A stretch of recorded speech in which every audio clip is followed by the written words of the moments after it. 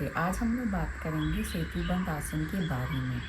सेतु का मतलब होता है ब्रिज और बंध का मतलब होता है लॉक लगना। क्योंकि इस आसन में हमारी बॉडी एक हाफ ब्रिज पोज की पोजीशन में आ जाती है, इसीलिए इसका नाम सेतुबंध आसन रखा गया है। अब देखते हैं कि इस आसन को करना कैसे। मैट में कमर के बल लेट जाएंगे एंड नीज को 90 डिग्री फोल्ड कर लेंगे। एल्बोज को बाहर की तरफ नहीं रखना है, अंदर की तरफ बॉडी से अटैच करके रखेंगे। हमारी नी एंड एंकल एक स्ट्रेट लाइन में ही होनी चाहिए, आगे और पीछे नहीं करना है। अगर आप फर्स्ट टाइम ये आसन को ट्राई कर रहे हैं तो बॉडी को कंफर्टेबल पोजीशन में आने देंगे एंड जेंटली इनहेल करते हुए अपने हिप्स को ऊपर उठाएंगे। इस तरीके से ऊपर उठाना है कि हमारा chest and abdomen area floor के पैरेलल पोजीशन में आ जाए। हाथों को इंटरलॉक भी कर सकते हैं या फिर बॉडी की साइड में भी रख सकते हैं। जितना कंफर्टेबल होगा उतना ही ऊपर उठाएंगे। ब्रीदिंग पैटर्न इस पोजीशन में नॉर्मल रहेगा। जेंटली इनहेल एंड एक्सहेल करते रहेंगे। ट्राई करेंगे कि हमारा चेस्ट एरिया चिन से टच हो जाए ताकि जालंधर बंद लग सके। 10 सेकेंड्स तक इसी पोजीशन में रहेंगे एंड देन जेंटली एक्सहेल करते हुए बॉडी को नीचे लेके आएंगे एंड रिलैक्स करेंगे।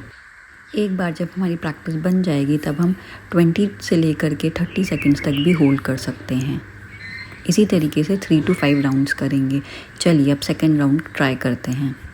अगर आपका एंकल आपके हिप से टच हो पा रहा है तो वो भी आप कर सकते हैं।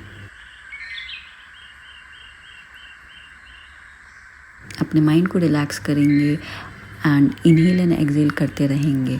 नाउ जेंटली इनहेल करते हुए अपने हिप्स को ऊपर उठाएंगे। अगर आपसे ऊपर नहीं उठाया जा रहा है तो फिर आप अपने हैंड्स के सपोर्ट भी ले सकते हैं। अगर आपने प्रैक्टिस स्टार्ट ही की है तब आप अपने हैंड्स के सपोर्ट से बॉडी को ऊपर ही उठाइए, लेकिन एल्बोज को बॉडी के पास ही लेके आना है, बाहर की तरफ नहीं रखना है। चेस्ट को चिन से टच करेंगे, जालंधर बंद लगेगा, लॉक लगेगा। थायराइड के लिए भी बहुत अच्छा है। उसके बाद धीरे धीरे बॉडी को एक्सहेल करते हुए नीचे लेके आएंगे। अपने लेग्स को स्ट्रेट करेंगे एंड जेंटली लेफ्ट या राइट साइड से उठ के सिटिंग पोजीशन में आ जाएंगे। बात कर लेते हैं ब्रीदिंग पैटर्न के बारे में। जब हम अपनी बॉडी को ऊपर लेके जाएंगे तब हमें सांस को इनहेल करना है।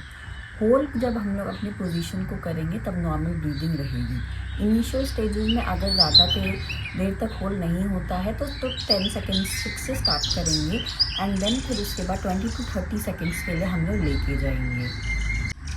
आसन की प्रैक्टिस जब आप कर रहे होंगे तब आपकी नॉर्मल ब्रीदिंग रहेगी।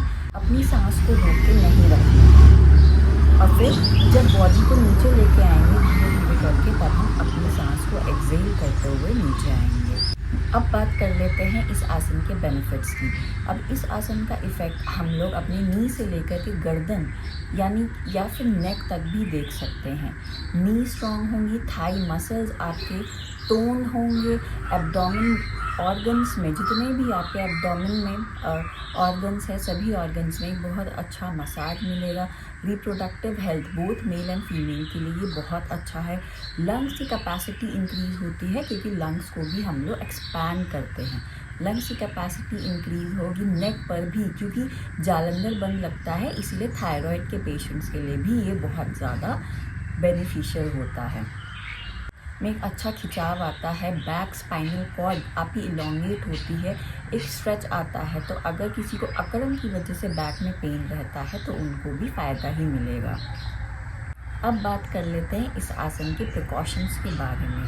किन किन लोगों को सावधानी रखने की ज़रूरत है।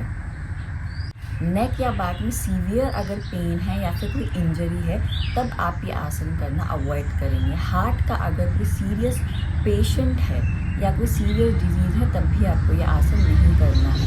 स्टमक में अगर अल्सर का इशू है या फिर हर्निया का इशू है या फिर बहुत तेज़ कोई पेन है या कोई सर्जरी हुई है पेट में तब भी हमें ये आसन नहीं करना है। बाकी सभी लोग ये आसन आराम से कर सकते हैं।